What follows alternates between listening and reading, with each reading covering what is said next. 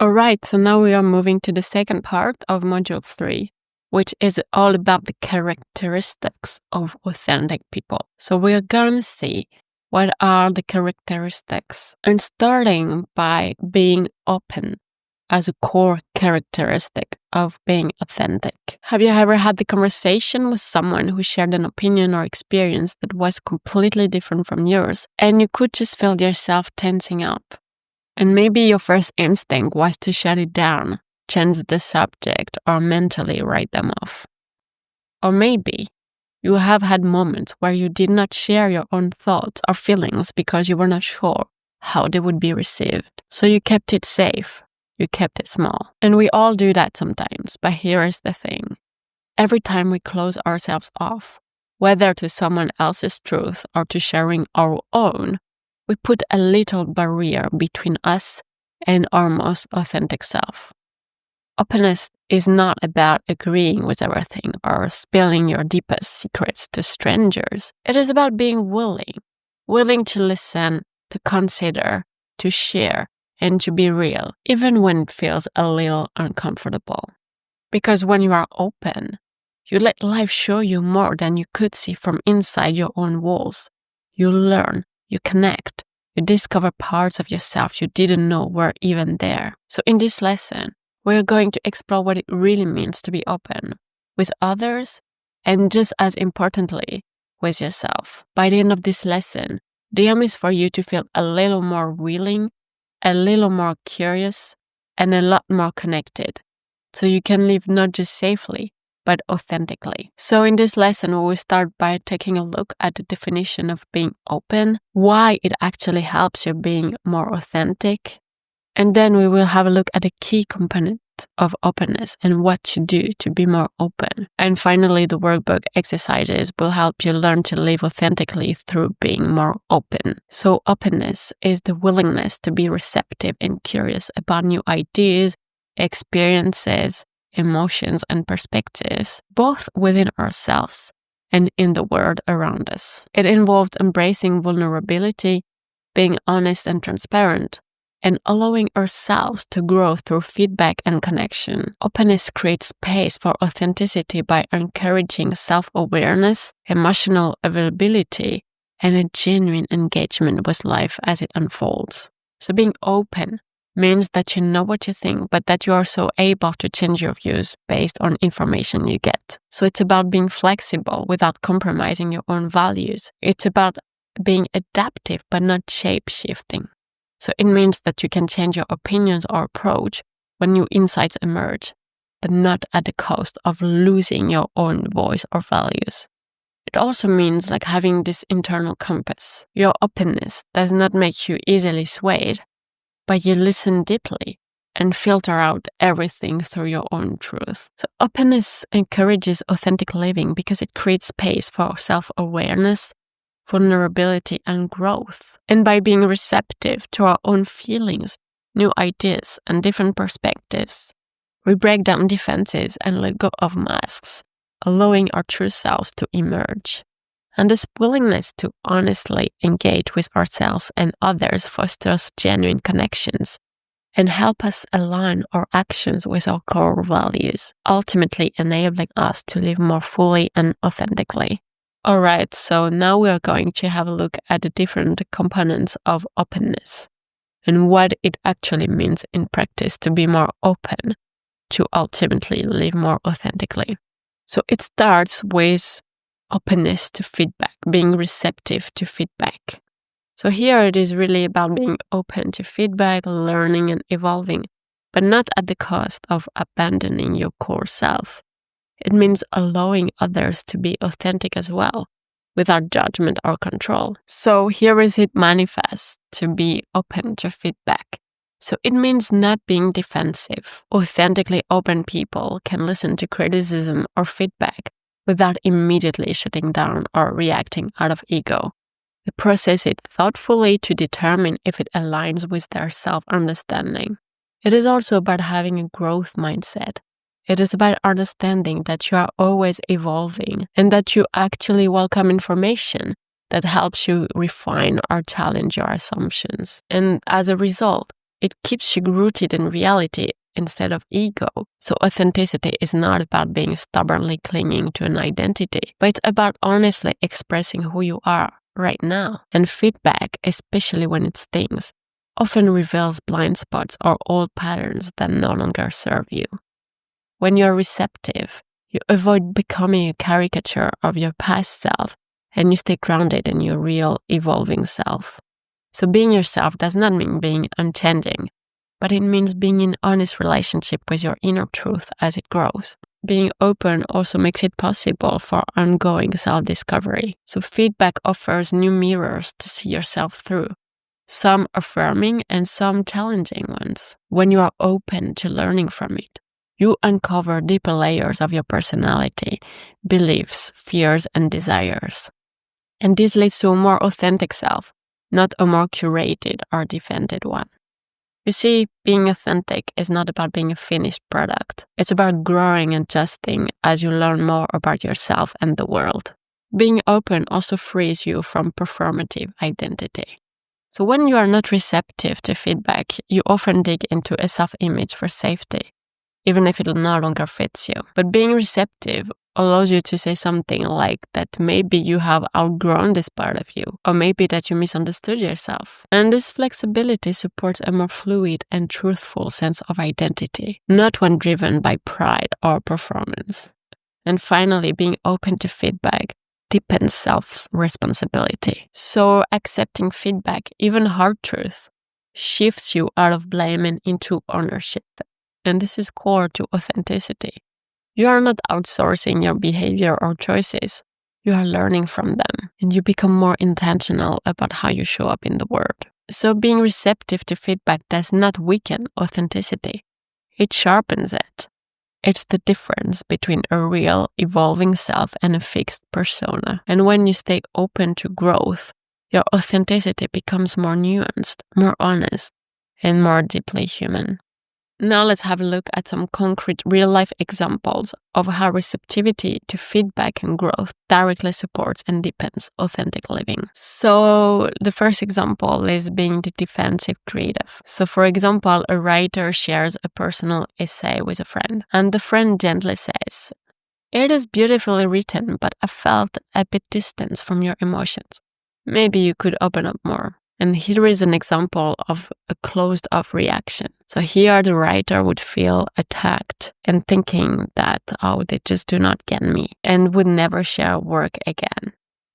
And here, as a result, authenticity stagnates and ego defends instead of grows. And here is an example of a receptive reaction. So here the writer would reflect and realize they were holding back emotionally out of fear of being vulnerable. So they revise the piece, share more honestly, and feel more seen in the final version. And as a result, authenticity deepens and they express their truth more fully. The second example is the stubborn leader. So here is the situation. A team member tells their manager that sometimes they cut them off in meetings and that it is hard to speak up. So here is a closed-off reaction from the manager. So the manager would say that it's just being efficient and would keep doing it. And as a result, they would be leading from ego and not alignment with values like respect or inclusion. And here is a receptive reaction. Here the manager would sit with the feedback, recognize their anxiety around time, and they would practice pausing more during meetings. And the team would become more engaged, and the leader would feel more connected and aligned. And as a result, authenticity in leadership here grows through humility and adaptation. So here is another example of the nice person. Here is the situation. A friend says that he loves hanging out with his friend, but he often feels like he is saying yes to things he doesn't actually want to do. And here is a closed-off reaction from the friend. So the friend would brush it off, saying that it's just easygoing, but internally he would keep feeling resentful but saying nothing. And as a result, he would be performing, being agreeable, but not living authentically.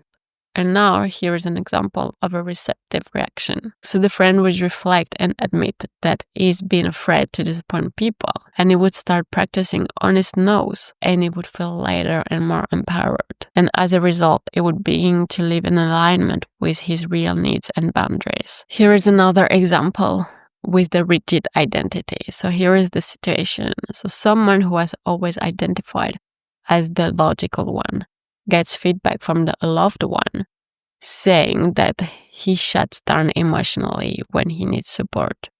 So here is a closed-off reaction. He would say that that's just who he is, and he would ignore it. And as a result, he would cling to identity to avoid discomfort. And here is an example of a receptive reaction. He would realize that his logic-first mindset is a defense against emotional vulnerability, and he would begin to explore emotional expression. And as a result, he would expand his authentic self to include parts he had previously rejected. And finally, the evolving belief. So here's the situation. A person raised with strong religious or political views encounters someone who shares a well-reasoned, compassionate opposing view, or he raised a closed-up reaction.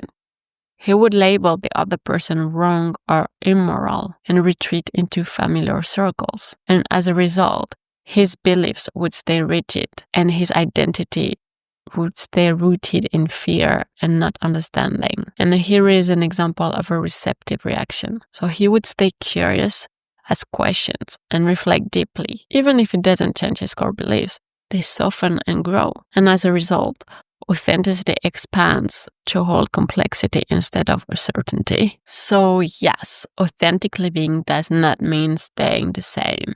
It means being open to becoming more of who you really are through discomfort, learning, and deeper connection to truth. The next aspect of being open is emotional availability. So emotional availability is the willingness and capacity to be emotionally present with yourself and with others. So here is what it looks like. So it means being expressive and not performative. It means being willing to share your genuine feelings and thoughts without filtering them for the sake of being liked. It also lives in empathy. It means creating space for others to be emotionally open as well. It means not judging vulnerability, but valuing it. So it means being able to recognize and feel your own emotions and expressing those emotions honestly and appropriately, and being able to receive and respond to the emotions of others without shutting down, fixing, or deflecting. And here is its impact on authenticity. So it grounds you in your real experience. Authenticity requires knowing what you are feeling in order to respond truthfully. And if you are emotionally unavailable, even to yourself, you end up living from habit, image, or survival mode, which would lead you to bypass your true emotions, leading to unauthentic choices like staying in the wrong job or relationship or saying you're fine when you're not. Being emotionally available also allows honest expression instead of performance. So when you are emotionally available, you express your needs, boundaries, fears, and joys clearly without editing yourself to manage others' discomfort. And as a result, you stop people-pleasing or masking to avoid conflict, and you become more transparent, more real, and more relatable. Being emotionally available also creates authentic connection. You can't be truly connected to others without being emotionally present. And as a result, your relationships shift from surface level or role-based to mutual, vulnerable, and meaningful. Being emotionally available also balances vulnerability with self-trust. So being emotionally available does not mean oversharing or leaking emotion, but it means allowing yourself to feel without abandoning yourself. It means that you can hold space for your inner truth without fear or collapse. And as a result, you navigate life from emotional honesty, not emotional reactivity. And finally, being emotionally available supports emotional integrity. So when you are emotionally available, you can admit when you are hurt, excited, jealous, ashamed, afraid, or joyful, without any shame. And as a result, your inner and outer lives begin to align. You no longer suppress, fake, or fragment who you are. You live from wholeness, not a curated version of yourself. So emotional availability is the emotional foundation of authenticity. And without it, you might look composed or confident, but you are disconnected from your inner truth. But with it, your words, choices, and connections flow from what is really happening inside you. So now let's look at a few examples to illustrate avoiding versus feeling your emotions. So here is what it would look like to be emotionally unavailable. So let's say that a friend feels overwhelmed and anxious about a job, but would stay, saying that they're just tired, they're just fine, they will just push through. And as a result, they bury their anxiety in business and stay disconnected from what they truly need, like rest, support, or honesty about fear. And now here is what it looked like to be emotionally available. So your friend would pause, feel the tightness in their chest, and admit that they are scared, and say that they feel like they are in over their head. They would talk to a mentor and set clear boundaries. They would show up to work with more self-awareness. And as a result, they would just stop pretending and start living from truth, being able to ask for what they need instead of hiding behind competence. Here is a second example of expressing versus withholding vulnerability. So let's say that your friend is sad after a breakup, but would joke that whatever, she is better off. And she would tell her friends that she's good and changes the subject. But she would feel alone and disconnected. But here is what it would look like to be emotionally available.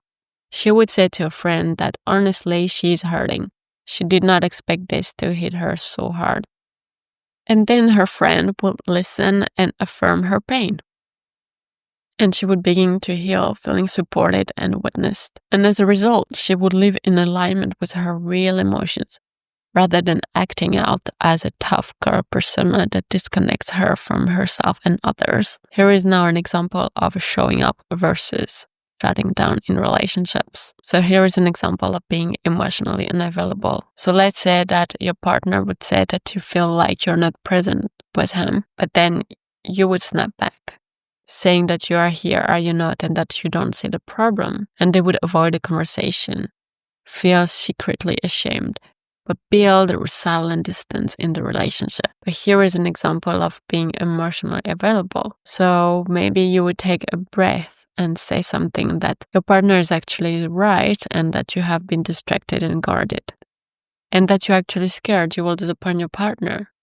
So here you would have a real conversation that would bring you two closer. And as a result, you would connect from emotional honesty instead of defensiveness. And the relationship would become more real and less performative. And here is an example of being present with others' emotions, starting with being emotionally unavailable. So let's say that a friend would start to cry and you would immediately say, "Do not cry, you're strong, let's distract you."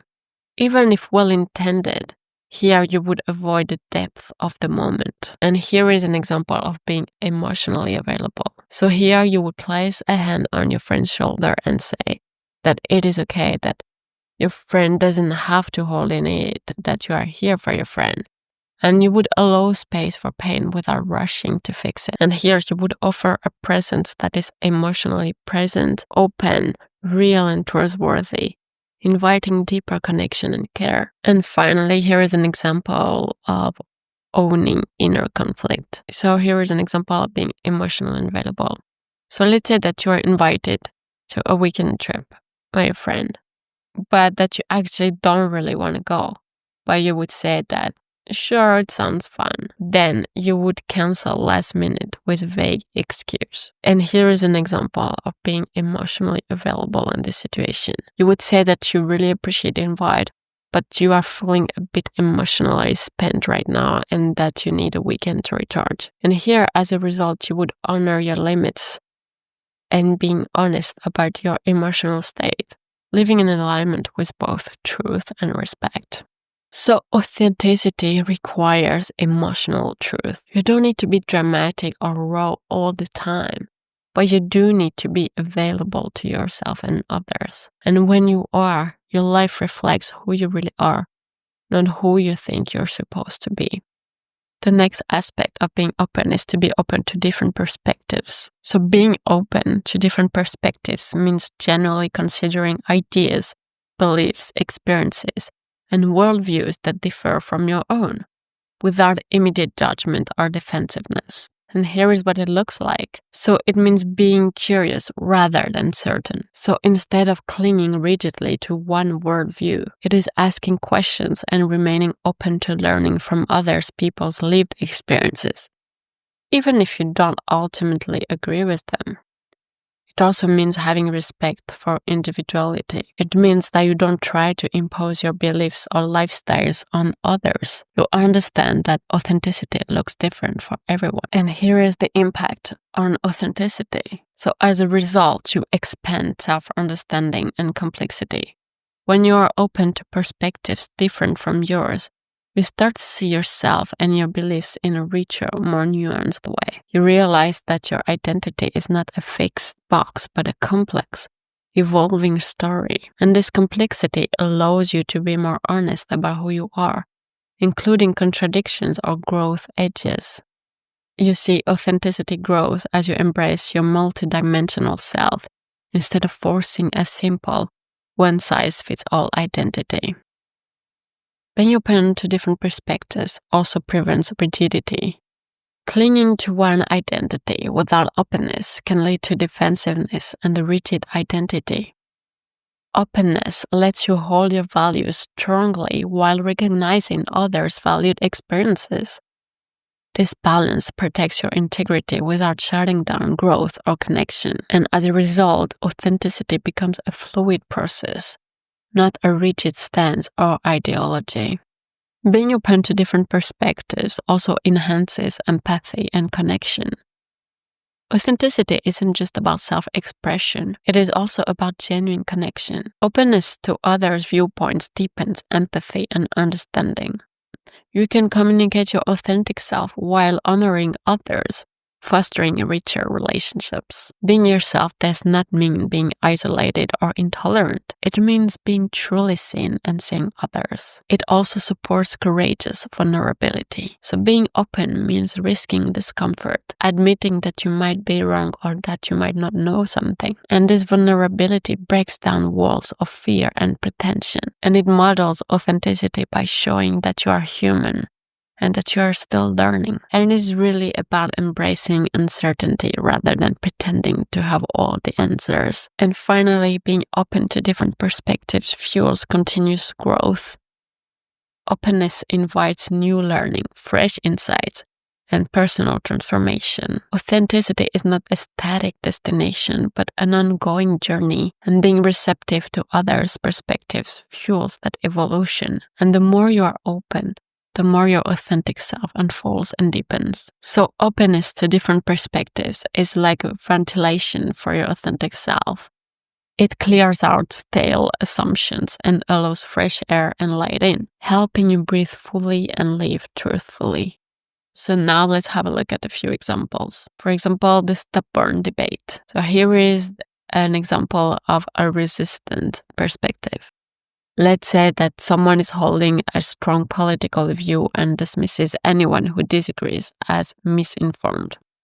But then when a colleague shares a different opinion, then that person would shut down the conversation or mock their ideas. And as a result, their authenticity would be stuck in defensiveness, protecting an identity but not growing or connecting. And here is what being open would look like. So that same person would listen carefully, ask questions to understand the colleague's different experience, and reflecting on why they see things differently. So the person wouldn't have to change their mind, but just gain new insights about their own beliefs. And as a result, their authenticity would deepen, and they would know themselves more fully and respect others without losing themselves. Here is an example regarding cultural differences. So let's say that you travel abroad and feel uncomfortable with local costumes different from your own.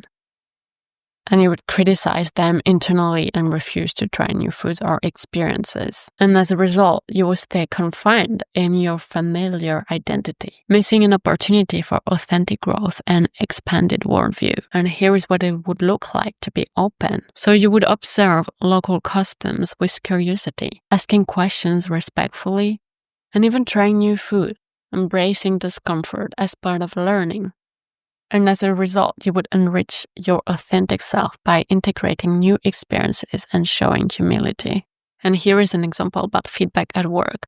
So here is what it would look like to be resistant. So let's say that you would receive constructive feedback about your leadership style, and you would immediately defend yourself, blaming others. And you would refuse to consider that this approach might actually be limiting team growth. And as a result, your authenticity would be superficial, being attached to a fixed image of yourself, and you would avoid growth. And here is what being open would look like. So you would carefully listen, ask for examples, and reflect on how to adapt your style while staying true to your core values. And as a result, you would become more authentic by evolving and leading with greater self-awareness. And here is an example about relationship boundaries. Here is what being resistant will look like. So let's say that your partner would express a need for more emotional closeness, which feels unfamiliar to you. So you would insist that is fine and reject the idea of changing. And as a result, you would remain emotionally closed off, limiting authentic intimacy. So you would acknowledge discomfort, but you would be willing to explore your partner's perspective and experiment with more emotional sharing. And as a result, your authenticity would grow as you would become more vulnerable and connected. And here is the final example about personal beliefs. So here is what being resistant would look like. So let's say that you would strongly believe in a particular spiritual practice and judge others who do not follow it. You would avoid conversations that challenge your views. And as a result, your identity would be rigid, blocking deeper self-awareness and authentic connection. And here is what being open would look like. You would remain curious when others share different spiritual paths, and consider what resonates with you without dismissing or defending. And as a result, your authenticity would expand, embracing complexity and choosing your path consciously. So openness to different perspectives invites growth, humility, and connection, all essential to living authentically.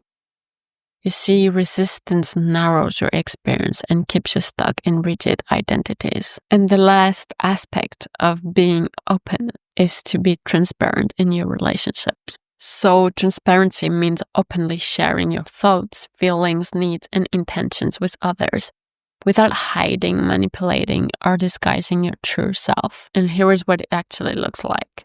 So it means having clear communication. So it is you saying what you mean without manipulation or passive aggressiveness. And it is also about having authentic connection. It is you prioritizing real intimacy over superficial approval. And this sometimes means having hard conversations instead of keeping the peace. And here is its impact on authenticity. So it builds trust and safety. When you're transparent, others feel safe to do the same. And this mutual openness creates a foundation of trust essential for authentic connection. Without transparency, relationships can feel guarded, superficial, or performative. Authenticity thrives in spaces where you can be yourself without fear of judgment or rejection. Being transparent in relationships also fosters emotional honesty. Transparency requires expressing your real emotions, even when they are uncomfortable. It prevents masking or pretending to keep the peace. And this emotional honesty aligns your external actions with your internal truth. Living authentically means your inner world matches your outer behavior. It also prevents misunderstandings and resentment. So by being clear about your needs and boundaries, you avoid confusion, false assumptions, and build up resentment. Transparency supports direct communication, reducing passive-aggressive patterns or silent suffering. Authenticity is about clear, honest expression that respects both self and others. Being transparent in relationship also encourages accountability and integrity. When you are transparent, you take ownership of your thoughts, feelings, and choices. This means admitting mistakes or uncertainties openly rather than hiding behind a mask. And this strengthens self-trust and integrity. Being transparent means living aligned with your values, even when it's difficult. And finally, being transparent in relationships deepens connection and intimacy. True intimacy requires seeing and being seen fully. Transparency invites vulnerability and deeper understanding. It allows relationships to evolve beyond roles or masks to genuine partnership. Authenticity in relationships is a two-way street of openness and acceptance. So basically, transparency in relationships acts like a mirror and a bridge. A mirror reflecting your true self honestly, and a bridge connecting you deeply and authentically with others. Without it, you risk living fragmented or performative. With it, you align your inner and outer worlds and create meaningful bonds. And here are a few examples to illustrate transparency in relationships. So sharing your true feelings. So without transparency, here is what it would look like. Let's say that you would feel hurt because your friend forgot an important event, and you would say that it's okay, no worries, but inside, you would be upset and you would withdraw, leading to distance between the two of you. And here is what it would look like with transparency. And you would say that you were actually really hurt that your friend forgot, that it made you feel unimportant. And your friend would listen, apologize, and you would talk it through. And as a result, your authenticity would be honored and your friendship grows stronger through honest communication. Here is an example about expressing needs. Here is what it will look like without transparency. So let's say you would agree to plans you don't really want to attend and just to avoid conflict. You would feel resentful later, but you would still keep quiet. And here is what it would look like with transparency. So you would say that you appreciate the invite, but that you need some quiet time this weekend to recharge. And your friend would respect your honesty and make plans for another time. And as a result, you would respect your own boundaries and live authentically, strengthening trust in the friendship. Here is an example about admitting mistakes. So here is what it would look like without transparency. Let's say that you would mess up a project at work, but hide it, fearing judgment. But the problem would worsen, creating tension. And here is what it will look like with transparency. So you would admit the mistake to your team and ask for help to fix it. They would appreciate your honesty and collaborate to solve the issue. And as a result, you would model integrity and authenticity, building trust and respect. And here is an example about discussing relationship concerns. So here is what it would look like without transparency. So you would feel disconnected from your partner, but avoid talking about it, causing frustration and silent distance. And here is what it would look like with transparency. So you would share that you've been feeling distant lately and that you would want to find ways to reconnect. Then you would start an open dialogue and work on the relationship together. And as a result, transparency here fosters intimacy and authentic partnership. And here is a final example about being honest about limitations. So here is what it would look like without transparency.